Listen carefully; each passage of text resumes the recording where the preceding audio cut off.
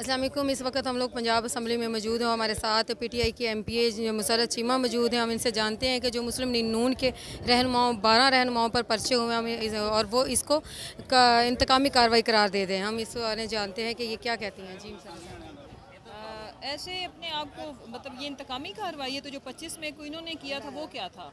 Basically आइन और कानून के ये तो शुक्र करें कि हमें हमारे लीडर की तरफ से ऑल द वर्कर्स का बहुत प्रेशर है, जिनको पुलों से फेंका गया, जिनकी टांगें तोड़ी गई, जिनकी गाड़ियां तोड़ी गई, हमारे घरों में जो हालात थे हमें सच में फ़ील होता था।